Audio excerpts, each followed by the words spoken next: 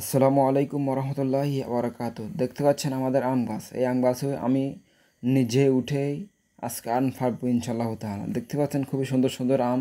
যেহেতু রোদ পড়তেছে তাই আমগুলো সুন্দরভাবে ভালোভাবে দেখা যাচ্ছে না। আজকে নিজে উঠে ইনশাল্লাহ তাআলা আমগুলো ফাটবো। দেখতে পাচ্ছেন খুবই সুন্দর সুন্দর আম। আলহামদুলিল্লাহ ফেটে ফেললাম সেই আমগুলা।